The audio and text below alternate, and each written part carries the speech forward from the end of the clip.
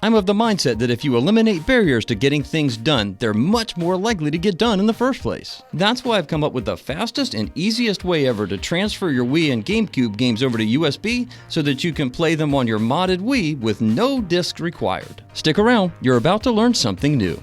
You'll need to have a jailbroken Nintendo Wii for this to work. I have a link in the video description to show you how this is done if you need to do this first. You'll need access to the SD card from that Wii in order to copy over some files and folders.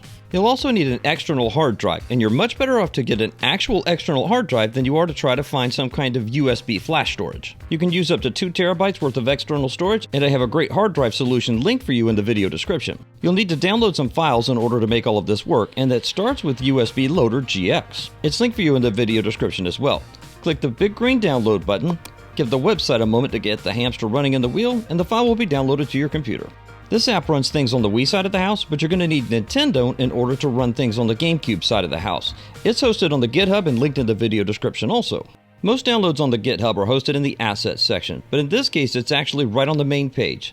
Scroll down until you see the Quick Installation Guide and you'll see 3 links here. Depending on the browser type that you're using, you might be able to just single left click on these and download them. But with Chrome, for example, you might have to right click, choose Save Link As, and then save the files that way for each of the 3 files. The first one is called loader.dol, the second file is called meta.xml, and the third one is an image file called icon.png. In addition to the Wii software, you'll also need a way to format a large volume hard drive in FAT32 format because Windows doesn't do this natively. I have the GUIFormat software linked for you in the video description. Just click the big image in the center of the screen to download it to your computer. Now that you've got all this stuff downloaded, let's take the tasks on one thing at a time. The first one is you need to rename the file that says loader.dol. Rename it instead to boot.dol. The USB Loader GX software is compressed in 7Z format and you'll need to extract it. You can extract it directly to the root of the downloads folder. I'm using a free and open source software called Zipware to do this, and I have it linked for you in the video description if you need it. Once you have this file uncompressed, you can delete the 7Z file in order to eliminate clutter out of your downloads folder. Rather than using the standard Windows copy and paste, I'm going to use cut and paste for the next step. Mark all 3 of the files that you downloaded for Nintendont from the GitHub. Hover over any one of them, right-click, and in the pop-up menu that appears, pick Show More Options. Then in the next menu, select Cut. Navigate to the newly created folder named Wii U in your Downloads folder and double-click into it. Inside this folder, you'll need to create a new subfolder. Right-click, go to New, and then select Folder. From here, you'll need to name this folder Nintendont. It's like the word Nintendo, with the letters NT at the end of it, no apostrophe. Double-click into the newly created Nintendont folder. From here, right-click and select Paste. This will cut and paste the 3 Nintendont files from your Downloads folder into this newly created subfolder. Go back to the root of your Downloads folder and you'll find that those files are no longer there. They've been properly moved to the Nintendont subfolder. You'll need to copy this Wii folder to your SD card from your Nintendo Wii. So I'm just going to move File Explorer to the left side for the Downloads folder, and then insert the SD card from my Wii into the computer. I'll move the SD card's File Explorer window over to the right. In this example, you'll see there's already a Wii folder on the SD card because it came out of a modded Nintendo Wii. Yours probably will look the same. All you have to do is grab the Wii folder out of Downloads and drag and drop it directly onto the root of the SD card. Don't put it in one of those subfolders, just drop it on the root. This will merge those 2 folders together. You can delete that Wii folder out of your Downloads folder, and don't forget it's backed up in your recycle bin if you need it. You're done with your SD card, and you can close the File Explorer window and remove the card from your computer. Before you can use your external hard drive, you'll need to format it into FAT32 format. Insert your USB hard drive into your computer and make note of the drive letter of your external drive. This is really important, don't skip this step. Once you've identified the drive letter, close out the File Explorer window related to the USB drive you just plugged in. Now you can run the GUIFormat tool. Double-click on it, and at the UAC prompt, click on Yes to continue.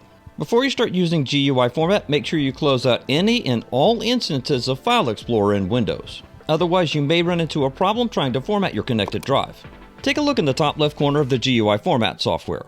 See how in this case it's tried to default to drive letter Q? We need it to be drive letter G, and that's why I made an emphasis of making sure you identified the correct drive letter while you had the drive plugged in and before you closed out the File Explorer window. You can leave all of the default settings the same and just navigate down to Start in the bottom right corner and click on it to continue. At the confirmation prompt that appears, click on OK to format your drive. It should only take a moment and you'll be all set. Once the process is complete, navigate down to Close in the bottom right corner and click on it. You're done with your computer for the moment. You can remove the USB hard drive from your computer, insert the SD card into the front SD card slot on your Nintendo Wii, plug the hard drive into the bottommost USB port on the back, and power on your Wii. From your Wii's main menu, locate the Homebrew channel and click on it with the Wiimote. Then select Start to continue. From the main menu, you'll see that you now have access to USB Loader GX and Nintendont. Click on the listing for USB Loader GX, then click on Load to continue. Quick note here, if USB Loader GX has any difficulty locating your hard drive, make sure it's formatted in FAT32 format and plugged into the bottommost USB port on your Wii. Well, there's nothing interesting going on here. Let's fix that. In this case, I'm going to insert the disc from my legally owned version of Super Mario Galaxy.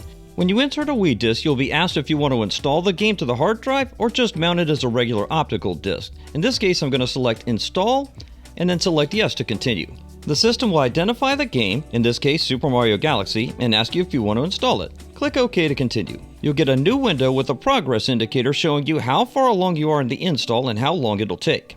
Once the install process is complete, you'll see a success confirmation message. Click on the OK button to continue.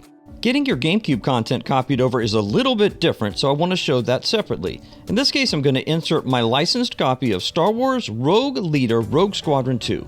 Just like with Wii games, hover over Install and click on it with A, and at the confirmation prompt, hover over Yes and select it with A. Just like before, the game name will be identified and you'll be asked if you want to install it. Again, select Yes to continue. But this time, watch for this important step. You'll be asked if you want to install it to what's called the main path, which is your hard drive, or the SD card path. In this case, we're dumping games to the USB hard drive, so select main path to continue. Once again, you'll see a new window with a progress indicator and an estimate of the time remaining to finish the install. As before, when the install is complete, you'll get a success message, and you can click on the OK button on screen to continue. Cool, your games are actually copied over at this point, but it would be great to add some artwork to add some flair to the interface. Here's how that's done. You'll need to make sure that your Wii is connected to either the wired or wireless internet. Click on the big question mark on the box on the side.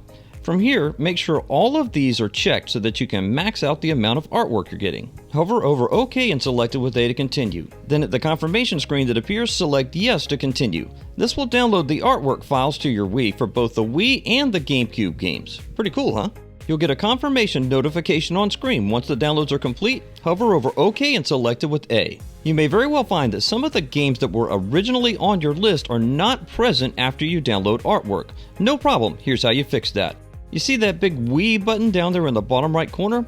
Hover over it and select it with the A button. In the menu that appears, hover over Homebrew Channel and select it with A. This takes you back to the Homebrew Channel main menu. Go right back into the USB Loader GX application. When it reloads, you'll see that the list of games has been updated along with all of the artwork for your games. By the way, if you still need to jailbreak your Nintendo Wii, I've got this video shown on screen and linked in the video description and pinned comment to show you how it's done. I can't wait to hang out with you over there in that video.